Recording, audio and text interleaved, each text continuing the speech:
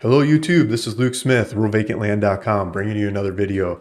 I have a comment up on the screen I'd like to pull up here. This is by one of the viewers of the videos. This is Elma Rochester 3067 says, "Hi Luke, I have been watching you for years. I noticed all your properties are years ago and we're in 2024. Do you have any recent ones?"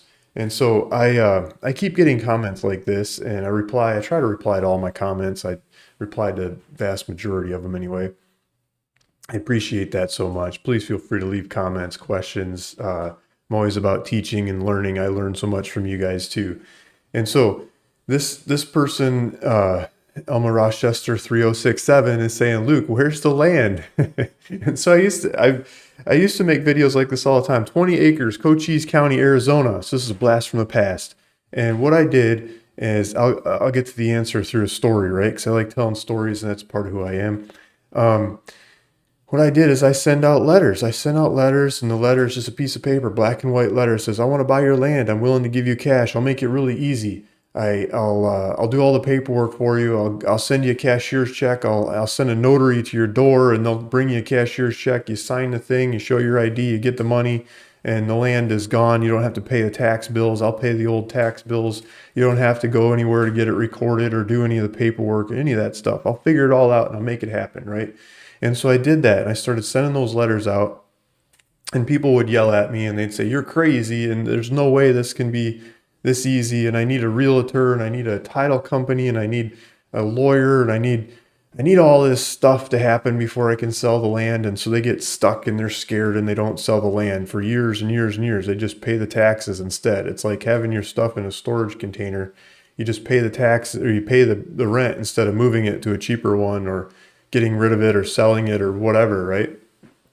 And so eventually people say, "I give up," and they hand over the keys, and they give up with the land. They don't want to pay the taxes. They don't want to take care of it. They don't want to leave it to their kids. If they inherit it, they wonder why their parents left it to them. They just want to turn it into cash. A lot more of the kids sell the stuff than the parents.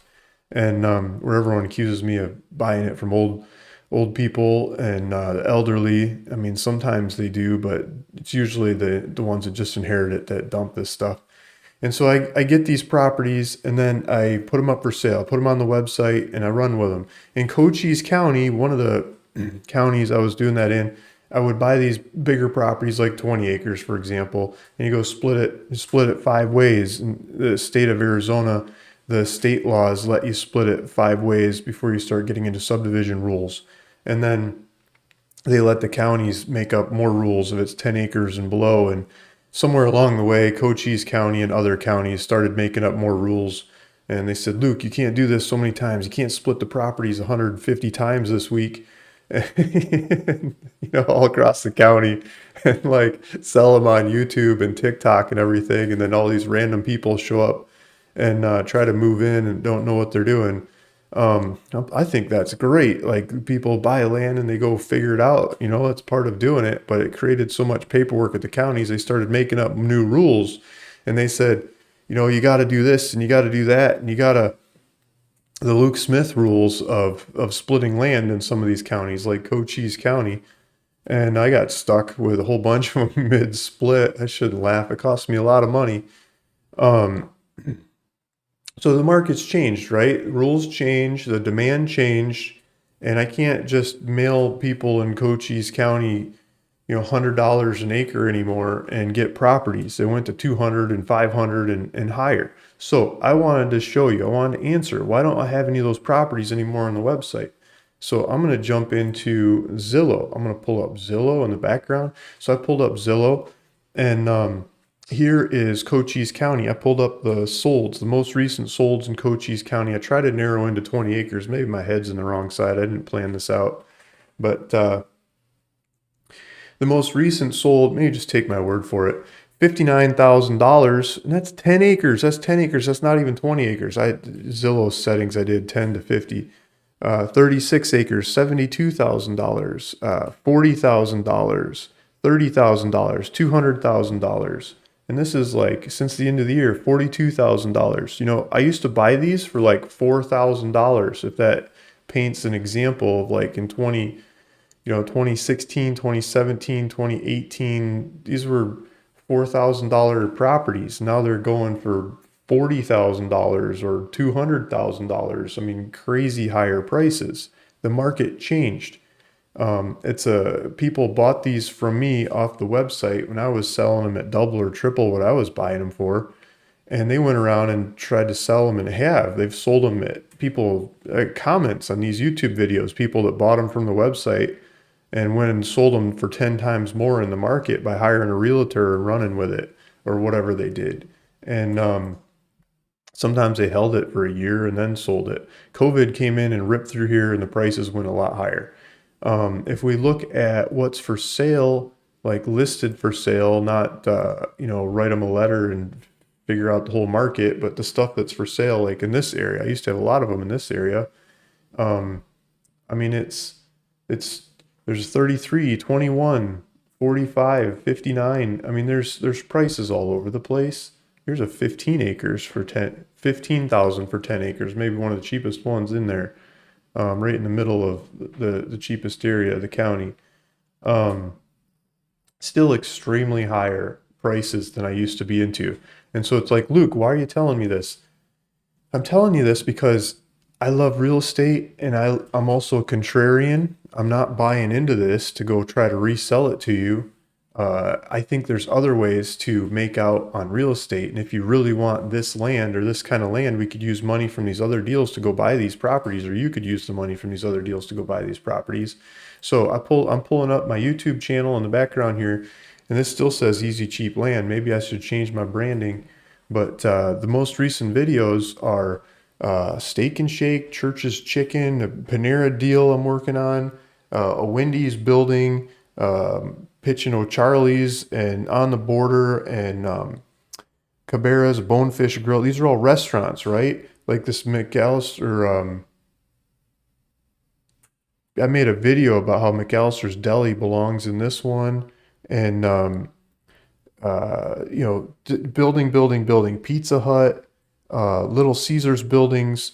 Lots of these are fast food buildings. And Luke, why'd you change from 20 acres in a desert to fast food buildings? Well, guys, I'll tell you exactly why. I sent out all these letters for land, and invariably, somewhere along the way, I started buying some high traffic retail properties. And it's not like 20 acres in the middle of nowhere. It's up front and center. And you know what sold the fastest and easiest for the more money than I was able to buy it for? It was the high traffic retail properties. I mean, I had some that were like $500,000 spread by adding some pictures, like just ridiculous differentials in the amounts of money versus buying $4,000 Desert Square and splitting it 5 ways and selling each piece for $1,500 or $2,000 or something. That's a really fun trade too, but that game's gone. The market changed. And so right now we've got, I'm going to show you, this is my cell phone, right? I got a cell phone. You guys carry a cell phone around. That sucker collects all kinds of data on where you're at and what you're doing and who you are. And so I can use that data to see what kind of restaurants you're shopping at. And the data, I think, speaks the loudest and the clearest when it comes to restaurants, because there's a lot of different restaurant brands spread across the US. And if we find a location like a vacant restaurant or a piece of land that one of these restaurants goes on, and we look at the data and we say, okay, you got these 6 neighbors and they have customers that pay this much money to go there and they spend this much time there and they go this often. And that same kind of data happens in 25 other markets in the country with those same 6 restaurants. But in the other 25 markets with those same 6 restaurants, there's this one and this one and this one as well. And those ones are missing here. And that's a data dance of figuring out who that is, who's missing. And if they were there, we can come up with a synthetic cash flow or synthetic sales of how much sales they would be doing in that same marketplace based on their neighbors.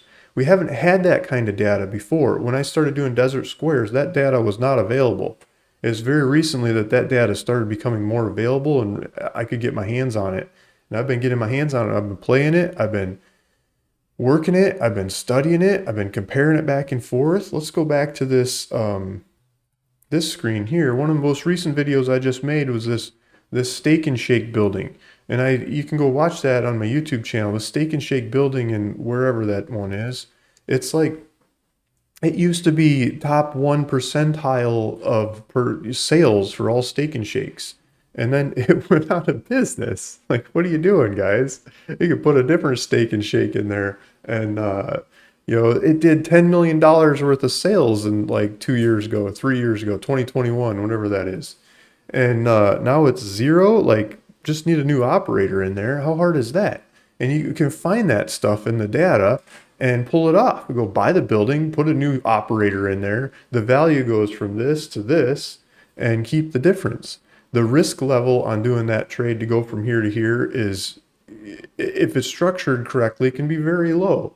And the capital to pull it off is there and available.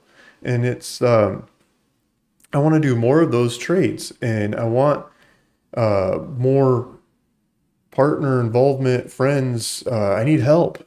I need help. And so I'm putting my name and my number in the description of this video below, because I love data and I love real estate, and I see these deals, and we could do a lot more of these deals if I had more help. So feel free to call me and we could talk about different ways that you can help. If you're interested, if you like this, if you like these 20-acre desert deals from the past, boy, hang on to your seat, because the deals we have today are worth so much more than these. And you can be involved in today's deals too, at all kinds of different levels of capital or time or involvement. There's lots of different ways to work on these deals. I'm going to try to teach, I'm going to try to show, I'm going to try to share, because that's who I am. That's what I love to do. And I believe it'll come back to me in spades as you guys learn and watch and see what I'm seeing, and show me how to do it better by trying yourself. And together we can all work on these deals. So if you're up for it, if you love these old 20-acre in Cochise County and you're looking for the next deal, I'm sorry, the market changed. Hopefully the numbers I showed you today kind of point that out, and you look at other ways of finding deals in today's markets, and maybe I'm turning you on to something. So Luke Smith, ruralvacantland.com. Thanks for listening. Thanks for watching. Thanks for leaving comments, asking questions. See you in the next one. Bye.